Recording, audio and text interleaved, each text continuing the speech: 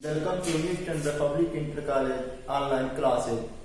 आज सभी लोगों को बताएंगे कि जो बायोलॉजी है इसकी उत्पत्ति कैसे हुई, इसकी परिभाषा क्या है, इसके जनक क्या है, ठीक है, इसमें किसका अध्ययन किया जाता है, ठीक है। तो बायोलॉजी जो है इसकी उत्पत्ति ग्रीक भाषा के दो शब्दों बायो, ठीक है, तथा लोगोस से हुई, ठीक है। तो यहाँ देखिए बायोलॉजी को देखा जाए तो दो शब्द से बिना, एक है बायो और एक है लॉजी, ठीक है। तो बायो जो है ये बायोस, बायोस, ठीक है। लॉजी जो है, ठीक है, लोगोस। बायो तथा लोगोस ग्रीक भाषा के दो शब्द हैं। ये भी ग्रीक भाषा का है और ये भी, इससे इसकी उत्पत्ति हुई है, ठीक है। ये ग्रीक भाषा है, इसका जब इंग्लिश ट्रांसलेट करेंगे, ठीक है, तो बायोस का मतलब होता है लाइफ, ठीक है, और लोगोस का मतलब होता है स्टडी। लाइफ मतलब आप लोग जानते हैं जीवन, स्टडी माने अध्ययन। इस प्रकार, ठीक है, बायोलॉजी का मतलब होता है जीवन का अध्ययन, मतलब ऐसी वस्तुएं जिसमें जीवन पाया जाए, ठीक है, जो सजीव हो, ठीक है। तो बायोलॉजी में हम सभी पृथ्वी पर उपस्थित सभी जीव जंतुओं एवं वनस्पतियों का हम अध्ययन करते हैं, ठीक है। तो बायोलॉजी शब्द की जो उत्पत्ति हुई है वो ग्रीक भाषा के दो शब्दों से, ये दोनों शब्दों से मिलकर ये बना है, ठीक है। बायोज लोगोस, तो बायोज का मतलब होता है लाइफ, ठीक है, जीवन। लोगोस का मतलब होता है अध्ययन, ठीक है। तो बायोलॉजी शब्द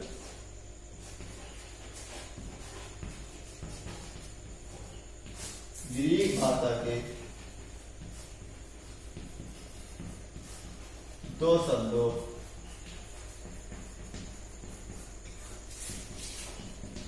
बायो तथा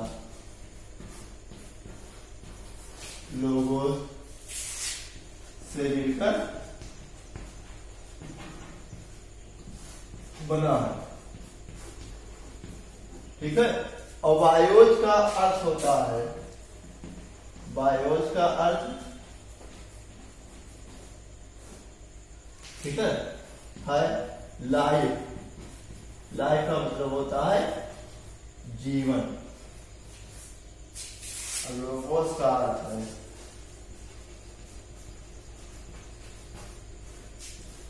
स्टडी, या इसे स्टडी मतलब जानते हैं आप लोग अध्ययन। तो जीव विज्ञान का, ठीक है, मतलब होता है जीवों का अध्ययन, जीवन का मतलब जिसमें जीव पाए, जैसे चाहे आपकी वनस्पतियां हो, चाहे, ठीक है, कोई भी जीव जंतु हो, ठीक है, तो है, ठीक है। बायोस का अर्थ है जीवन, ठीक है, और लोगोस का अर्थ है अध्ययन। इस प्रकार बायोलॉजी का जो अर्थ होता है वो होता है जीवन का अध्ययन, ठीक है। अब इसका हम लोग परिभाषा जानेंगे, ठीक है, डेफिनेशन क्या है। तो इसके अंतर्गत अब यहां आपको, ठीक है, इसके अर्थ से ही मतलब हो गया जीवन का अध्ययन। जीवन किसमें पाया जाता है, ठीक है, कोई पेड़ पौधा, आम, नीम, बरगद है, या कोई पक्षी है, कौवा है, ठीक है, या कोई हाथी है, गाय है, भैंस है, ठीक है। तो इसके अंतर्गत, ठीक है, समस्त जीव जंतु एवं वनस्पतियों का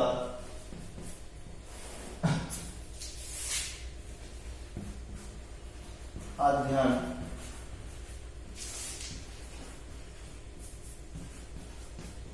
करते हैं।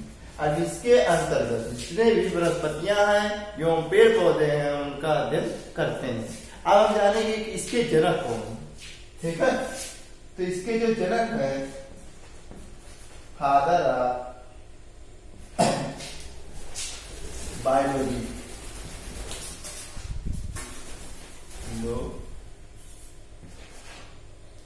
ठीक है, यानी मतलब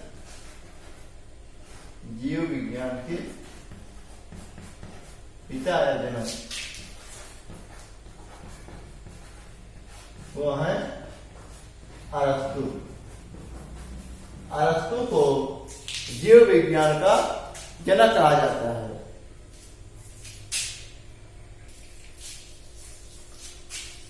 बायोलॉजी की दो शाखाएं हैं, पहली शाखा है जूलॉजी और दूसरी शाखा है बॉटनी। जूलॉजी का मतलब होता है जंतु विज्ञान, ठीक है, और बॉटनी का मतलब होता है वनस्पति विज्ञान। तो हम जानेंगे आज जूलॉजी की। जूलॉजी,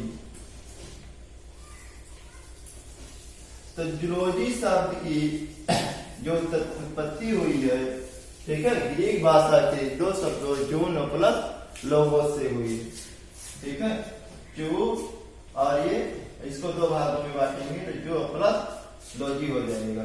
तो जो इसकी उत्पत्ति हो गई है हुई है जून और प्लस लोगोस, ठीक है। जून का मतलब होता है, ये ग्रीक भाषा का वर्ड है, ये भी ग्रीक भाषा का वर्ड है, ठीक है। इसका जब ट्रांसलेट इंग्लिश में करते हैं तो जून का मतलब होता है एनिमल, लोगोस का मतलब होता है स्टडी, ठीक है।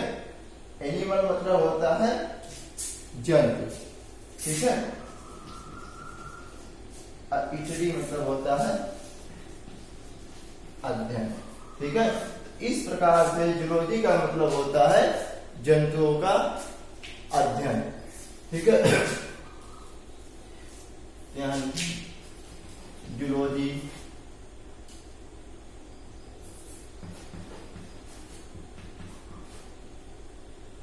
जूलॉजी ग्रीक भाषा के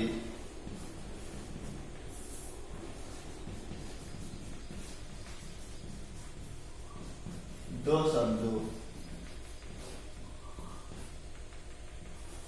जून, ठीक है, तथा लोगोस से मिलकर बना, ठीक है। जून का अर्थ है एनिमल,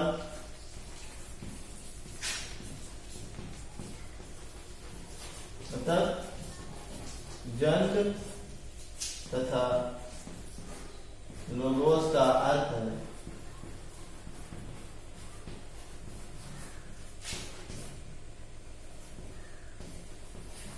स्टडी या हिंदी में से अध्ययन, ठीक है।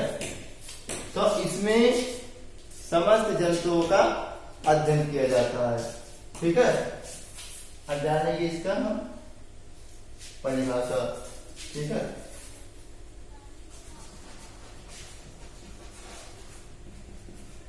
इसके अंतर्गत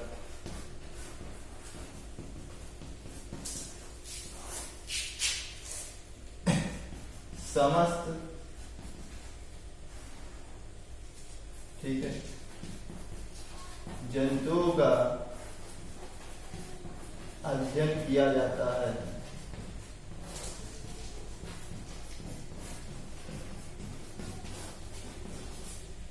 ठीक है। अब जैसे में जो एग्जाम्पल हो जाएगा आपका, जैसे कौन कौन सी, जैसे आपका हाथी है,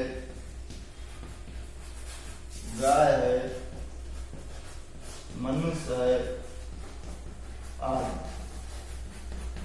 इन सभी का अध्ययन किया जाता है। अब हम जानेंगे इसके जनक।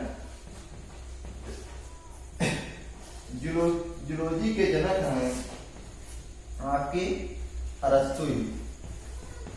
बायोलॉजी और जूलॉजी दोनों के जनक अरस्तु हैं, ये RASTU।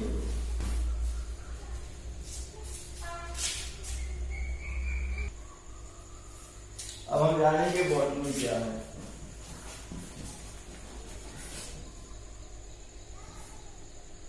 वनस्पति विज्ञान।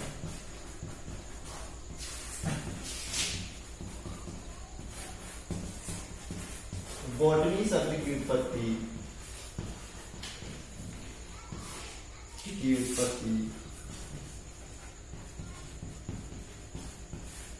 बोटेल से हुई है। बोटेल से हुई है, जिसका अर्थ है बूटियां पादप। ठीक है, तो बोटनी शब्द की उत्पत्ति बोटेन से हुई है, जिसका अर्थ है बूटी या पादप।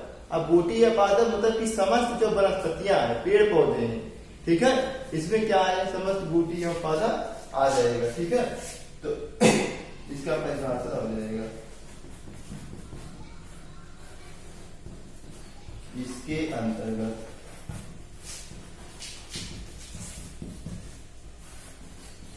समस्त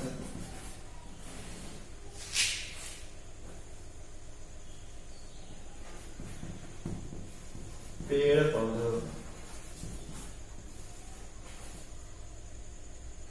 ठीक है, का अध्ययन किया जाता है।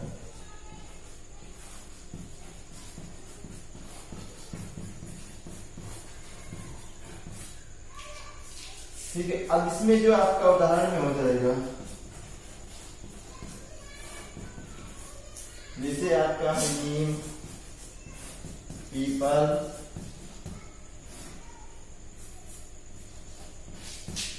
ठीक है, बैगन, ये सब आदि, इन सब का अध्ययन किया जाता है। ठीक है, अब हम जानेंगे इसके जनक कौन है। तो इसके जनक हैं थियोफ्रेस्टस,